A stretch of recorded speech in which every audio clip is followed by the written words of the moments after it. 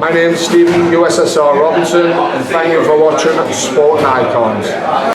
So, Cuban prospect Frank Sanchez, 15-0, 11 by knockout. He's a PBC fighter, and he's looking to be going after the WBO World Heavyweight Title, currently held by Anthony Joshua.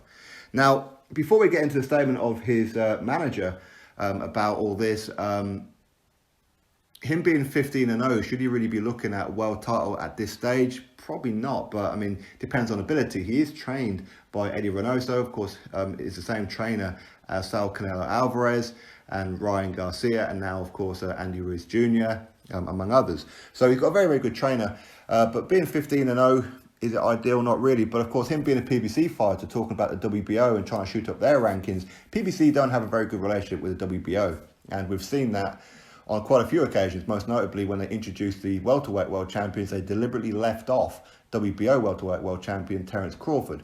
When Andy Ruiz Jr.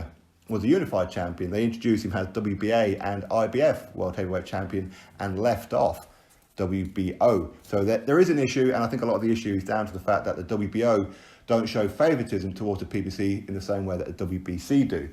But there is some other ones as well. Of course, Anthony Joshua is a Eddie Hearn matchroom fighter. There ain't no way the PBC, Al Heyman, is going to allow Frank Sanchez to get in the ring with Anthony Joshua or anybody within the matchroom stable due to their rivalry with DAZN, of course, with Fox Sports and Showtime. But anyway, Frank Sanchez's manager, and we'll talk about Frank Sanchez in a minute, but his manager, Mike Barrero, has said this. Just a guess, but I think Usyk ends up winning a vacated WBO heavyweight title within the next 12 months. Frank is in a good position to fight for the WBO championship in the event that occurs. I believe Frank Sanchez versus number 6, Junior Faure, or number 7, Michael Hunter, would make sense. Once the boxing world gets back on track, we'll try and face one of those younger top 10 type guys in order to solidify a world title opportunity. So there's his statement. So what he's saying is he wants to get into a final eliminator or an eliminator of sorts and then look to fight for the world title very, very quickly. Now, it's great if they have that kind of confidence, and it's great if they actually try and do that. But a couple of stumbling blocks, as I said earlier, with the fact that PBC don't really want to be working with Matchroom. So when you mention the name of Michael Hunter, that's not ideal, is it? They ain't going to risk Frank Sanchez in with Michael Hunter. And personally, I think Michael Hunter would smack the absolute granny out of Frank Sanchez. Mention the names of Junior Faure, maybe. I mean, again, we don't know how good Junior Faure is. But so far, some people are quite high on him. Other people are not so high on Junior Faure. So that'd be an interesting fight, that's for sure. But Frank Sanchez is 15-0, he's 27 years old, from Cuba. 27 years old, my arse. If he's 27, so am I. All right? There ain't no way he's 27 years old. But who knows? What do I know? I wasn't there at his birth, so how would I really know? Much like Luis Ortiz. He ain't no way he's 40. He's much older. He's got to be, isn't he? Same with Rigondeaux. There's something about Cubans, they do tend to lie about their age. But it is what it is. I'm sure there's a political reason for it. But, I mean, for me, I think that Cubans as professionals, especially heavyweights, are overrated. They come in with a big reputation because of what they have done in the amateurs. But amateurs and professional is like, if you're good at pool, it doesn't mean you're going to be good at snooker. Right? It's two worlds apart. And a lot of Cubans have a lot of hype about them, a lot of talk about them, but they don't perform. In my opinion, I think Cuban fighters are overrated. That's not being disrespectful to Cuban people.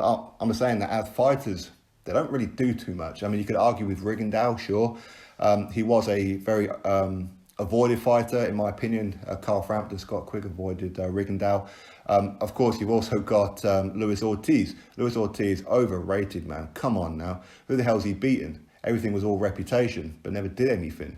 Mike Perez, again, he was pretty overrated, but he was okay, I suppose. And Frank Sanchez.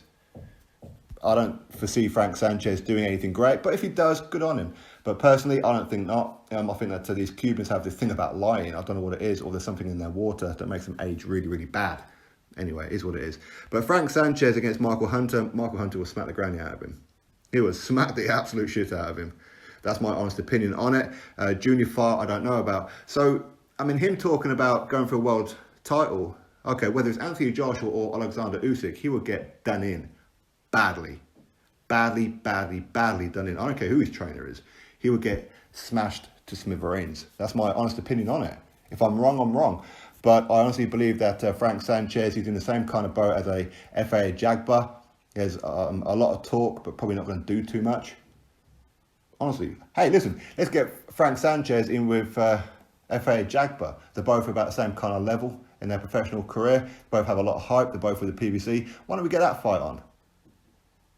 But anyway, it is what it is.